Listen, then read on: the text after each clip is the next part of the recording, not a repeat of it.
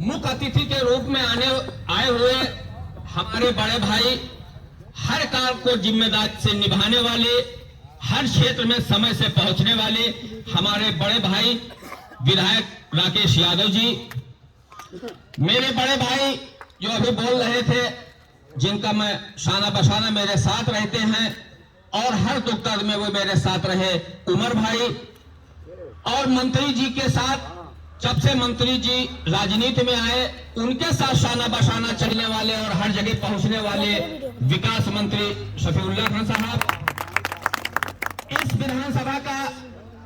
विधानसभा पूर्व अध्यक्ष हमारे चचा साहब नूरुल हुदा भाई, सरवर भाई, मेरे छोटे भाई जो चेयरमैन का प्रतिनिधित्व कर चुके हैं, इकबाल बराबर जी, कमरुद्दीन भाई, मेरा छोटा भाई महेंद्र विक्रम अकेला जी, सुरजीत पटेल जी, सामने बैठे मेरे रमजान भाई, मेरे हबीबुल्लाह भाई, लल्ला साई, लालखां साहब, मुर्तुदा भाई, कुतुबुद्दीन भाई, अशरफ अली भाई, सनेही साहब, पंचराम प्रधान जी, मुस्तकीम भाई, शहजाद भाई, जहीरुद्दीन मास्टर साहब, मैं आखिरी लाइन तक सबको जानता हूं। आखिरी लाइन में मेरे ही प्रधान बैठे हैं कुतुबुल्लाह भाई, सारे लोगों को जानते हैं। रुदू भाई बैठे हुए हैं, तिलकराम भाई गुलवरिया के बैठे हुए हैं, मुखी वहां के नकीम भाई भी बैठे हुए, सारे लोगों को मैं जानता पहचानता हूं, क्योंकि मैं इसी क्षेत्र का हूं। नाम लूंगा तो शाम हो जाएगी, तो मैं अपने आदत के मुताबिक अपनी बात को एक शेर के जरिए शुरू करूंगा।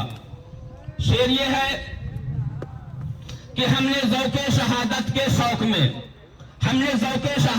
शौक में देखो अपना हथेली पे सर ले लिया, और कत्ल होने से आखिर कहां तक डरे, कातिलों के मोहल्ले में घर ले लिया। वाह भाई वाह। राकेश भाई का कहने पे, क्योंकि ऐसी जगह पे हम लोग रह रहे हैं, क्योंकि अब डरना नहीं है, इसलिए हम कहेंगे कि हमने ज़ौक़े शहादत के शौक में देखो अपना हथेली पे सर ले लिया, और कत्ल होने से आखिर कहां तक डरे, कातिलों के मोहल्ले में घर ले लिया। इस चीज से आप डरिए नहीं कि आप मर जाइएगा, कत्ल हो जाइएगा। मौत निश्चित है, मौत निश्चित है, मौत एक दिन आनी है। इस चीज को मुसलमान भाई भी जानते हैं, जो कुरान में लिखा है कुल्लु नफ्सिन ज़ाइक़तुल मौत। मौत का मजा हर बशर को चखना है। दुनिया में कोई चीज, जितनी भी चीज आई है वो फानी है, वो एक ना एक दिन समाप्त होंगी, चाहे हम हो, आप हो, या कोई बड़े से बड़ा आदमी हो, उसे एक दिन इस दुनिया से जाना है। अपने कर्मों के आधार पर उसका हिसाब किताब होगा। धर्म के आधार पर किसी का हिसाब किताब नहीं होने वाला है, कर्म के आधार पर सबका हिसाब किताब होने वाला है। इसलिए कर्मों को ठीक करिए, घर से निकलिए मेरे भाई। अगर आप अपनी लड़ाई खुद नहीं लड़िएगा, अगर आप अपनी लड़ाई खुद नहीं लड़िएगा, तो अब अबाबील के लश्कर नहीं आने वाले कि आपकी लड़ाई लड़ेंगे। अब कोई रामचंद्र जी नहीं आने वाले जो रावण को मारेंगे, कोई अब कृष्ण नहीं पैदा होने वाले जो कंस को मारेंगे। अब आपको अपनी लड़ाई खुद लड़नी पड़ेगी। आपको राम बनना पड़ेगा, आपको कृष्ण बनना पड़ेगा, आपको हजरत मूसा बनना पड़ेगा, खालिद बिन वलीद बनना पड़ेगा आपको। तब इन सामंतसाइयों से आप लड़ पाइएगा मेरे भाई, वरना आप लड़ने की हैसियत बने रहेंगे। और डरने का काम छोड़ दीजिए, क्योंकि डर के आगे ही जीत है।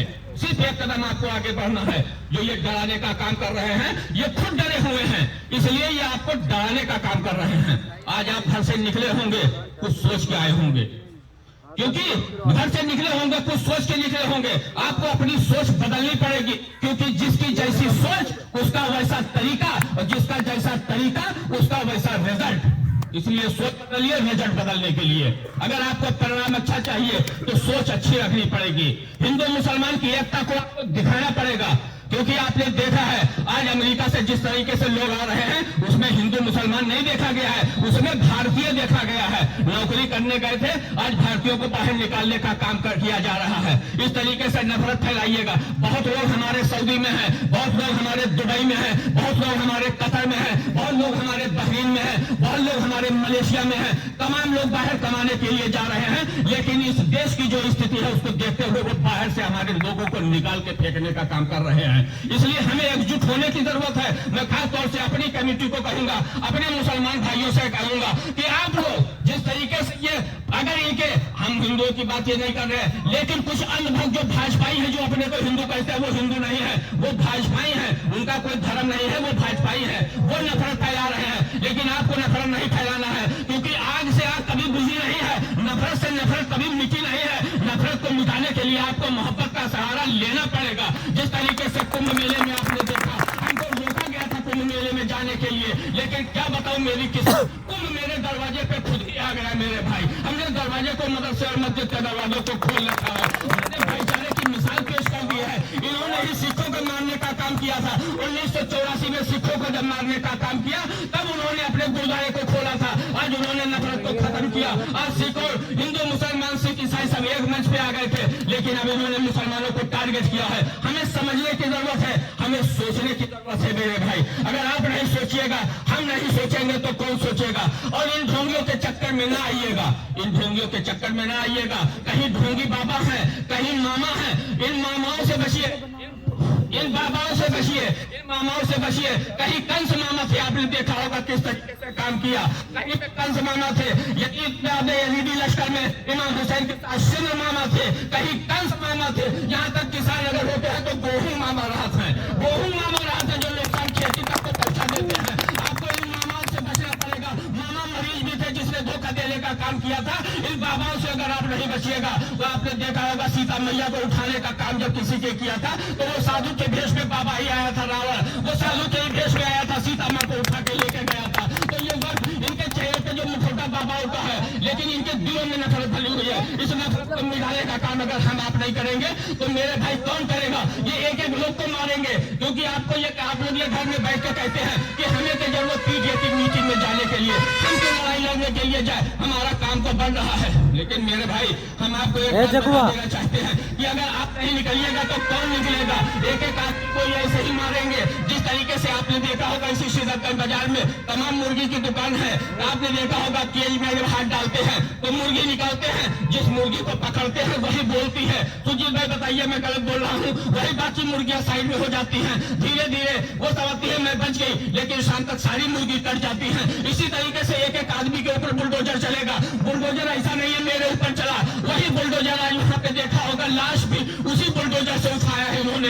ये बुलडोजर किसी का नहीं है, न ये हिंदू का है न मुसलमान का है। ये बुलडोजर सिर्फ गरीब को उठाने के लिए इन्होंने बनाया है, गरीब को चलाने के लिए इन्होंने बनाया है, हमारे मकान को ढहाने के लिए इन्होंने बनाया है। इसलिए इससे उनको बचना पड़ेगा मेरे भाई। आपको सोचना पड़ेगा, आपको सोच बदलनी पड़ेगी अपनी, क्योंकि नंबर आपका भी आएगा। इसी जगह हमको फिर वही एक शेर याद आ जाता हो कि जलते घर को देखने वालों, फूस का छप्पर आपका है, आपके पीछे तेज हवा है, आगे मुकद्दर आपका है। तेरे कद पे मैं भी चुपता, मेरा नंबर अब आया, मेरे कद पे आप भी चुपे, अगला नंबर आपका है। ये ना हो भाई एक एक आदमी इसी तरीके से शहीद हो जाओ, एक एक आदमी इसी तरीके से खत्म हो जाओ। इस तरीके से इनको समझने की जरूरत है। ये राम का नाम लेके इन्होंने राम को भी नहीं बख्शा है, इन्होंने राम का भी बाजारीकरण कर दिया है। इन्होंने जिस तरीके